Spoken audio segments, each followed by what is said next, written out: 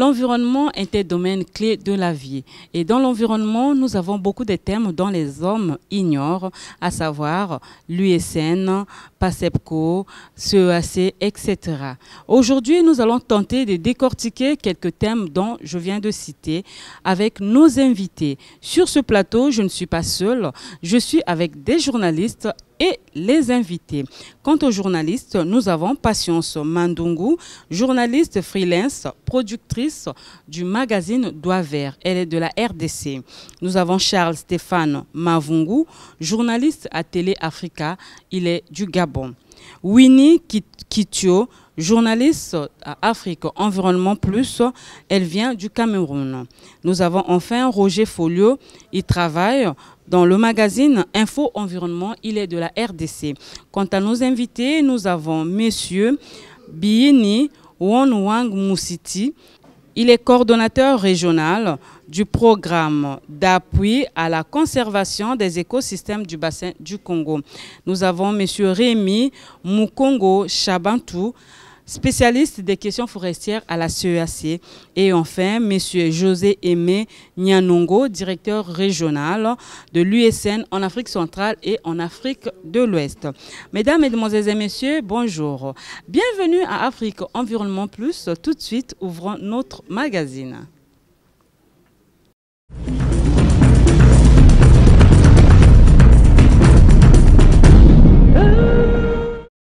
De retour sur ce plateau, je l'ai dit, nous sommes nombreux sur ce plateau et avec moi des journalistes des pays de l'Afrique centrale qui vont intervenir tour à tour. Ils vont poser des questions à nos invités et nos invités sont des spécialistes de divers domaines de l'environnement, je l'ai dit au début de ce magazine.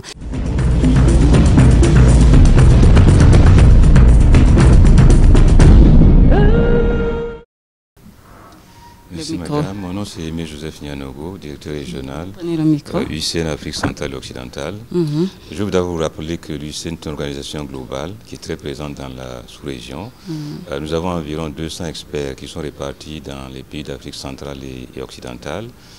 Nous avons des interventions sur la plupart des aires protégées transfrontalières de la sous-région et nous sommes présents ici pour soutenir la démarche vers l'économie verte. Merci. Vous repassez le micro à Monsieur Mukongo. Mukongo. Alors, vous êtes spécialiste des questions forestières à la CEAC. Oui, effectivement. Alors, qu'est-ce que vous faites alors, dans votre domaine? Ok, merci. Comme nous disons, d'abord la CEAC, c'est-à-dire la communauté des États, la communauté économique des États de l'Afrique centrale. C'est une institution qui a été mise en place par les chefs d'État eux-mêmes. C'est la volonté des chefs d'État. Ce n'est pas la volonté des partenaires qui sont venus proposer ça. C'est la volonté des chefs d'État qui a fait que cette institution soit mise en place, soit créée en 1983.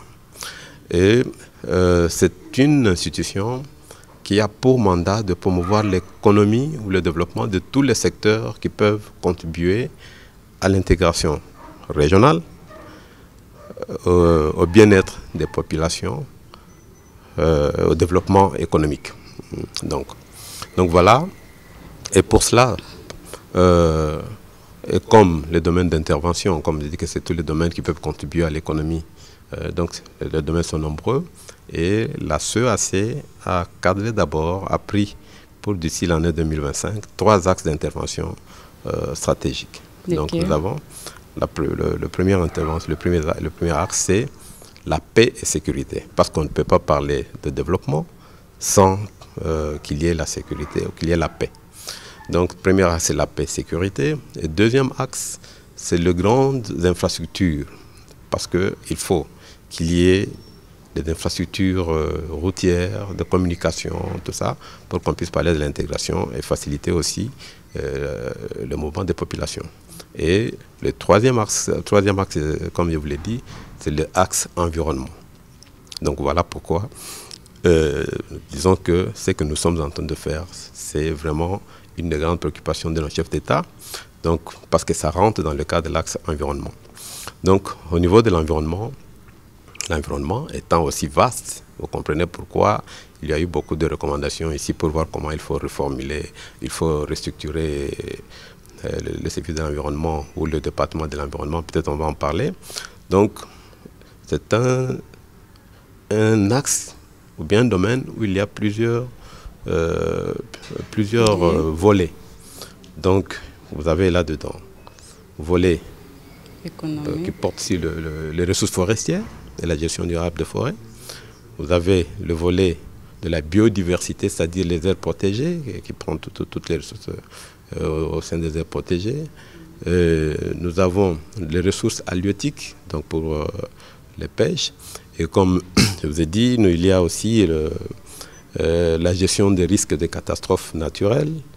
Bon, il y a ce qui fait que la politique qui a été adoptée, c'est une politique qui couvre 12 axes d'intervention. Et à la CEAC, il a été donné mandat au Secrétaire général pour que l'on puisse recruter des experts pour chaque domaine d'intervention de l'environnement. C'est comme ça que moi, j'ai été recruté pour conduire les activités liées à l'axe portant sur les ressources forestières et la gestion durable des forêts. Alors, M. Wonwa Moussiti. Oui, merci. M. Tidini Wonwa Moussiti, coordonnateur régional du programme d'appui à la conservation des écosystèmes du bassin du Congo, en abrégé PASEPCO. Alors, qu'est-ce que vous faites? Ce n'est pas une institution, comme le cas pour les deux autres, c'est un programme. Il répond à des besoins spécifiques qui sont notamment des préoccupations des chefs d'État de la sous-région exprimées lors du sommet des chefs d'État tenu à Brazzaville en 2005. C'est également une réponse à la CEAC qui a adopté sa politique en matière d'environnement et de gestion des ressources naturelles.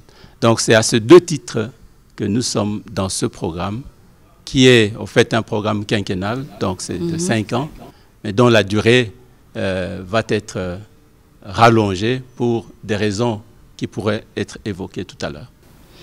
Merci beaucoup.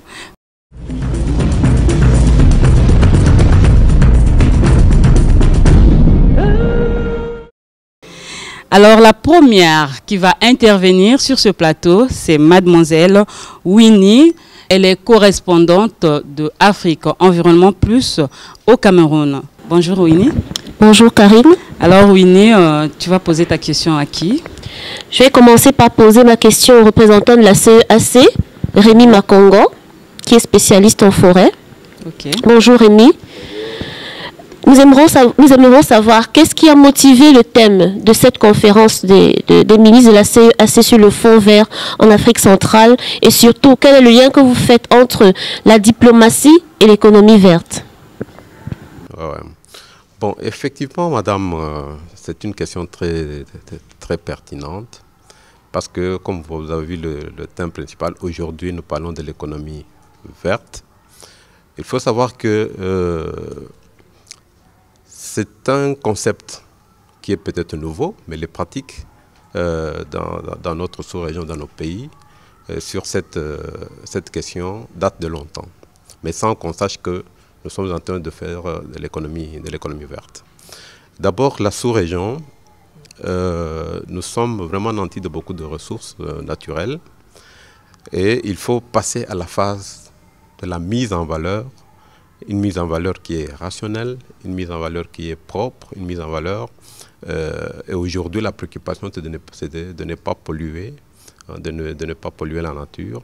Donc, l'économie verte, comme nous disons, c'est un processus de mise en valeur, mais tout en réduisant la pollution ou ne pas émettre des émissions de gaz à effet de serre.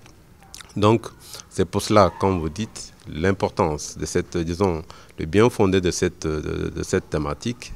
D'abord, c'est la préoccupation de nos chefs d'État, parce que, étant donné que l'environnement, c'est une de grandes préoccupations de nos chefs d'État, ils ont pris, en 2007, une décision de mettre en place ce qu'on appelle la politique générale d'environnement et de gestion des ressources naturelles dans la sous-région.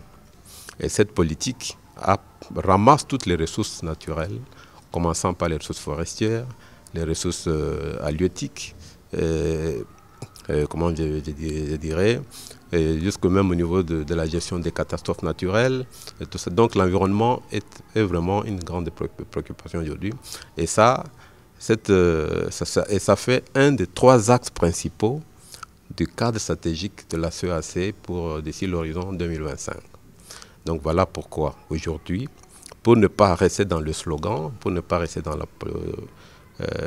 la théorie, il faut qu'on passe aux actes.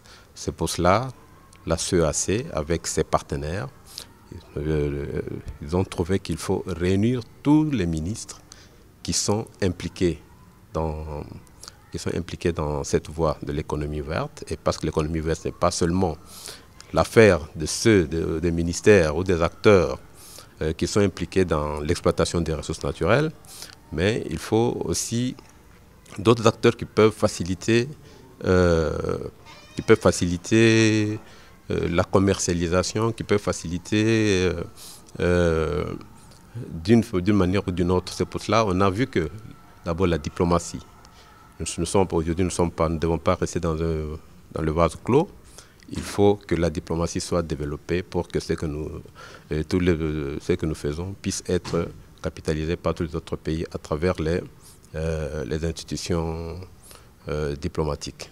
Bon, donc il faut les ministères de Finances, parce que nous voulons mettre en place un fonds pour l'économie verte. Il faut que les ministères de Finances comprennent pourquoi nous les acteurs qui sont dans l'exploitation de ces ressources, nous cherchons ces financements-là. Donc voilà pourquoi, de manière ramassée, ce que je peux donner comme élément de réponse à votre préoccupation.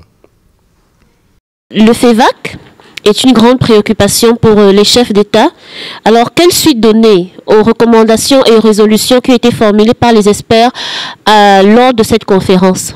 Effectivement, les experts ont réfléchi pour proposer aux décideurs ce qu'il faut vraiment mettre en place comme action pour parvenir effectivement au développement de l'économie verte. Donc, ce que les experts ont fait, vous avez vu que d'abord les États se sont intéressés à s'approprier des différents programmes, de l'économie verte qui vous ont été présentés.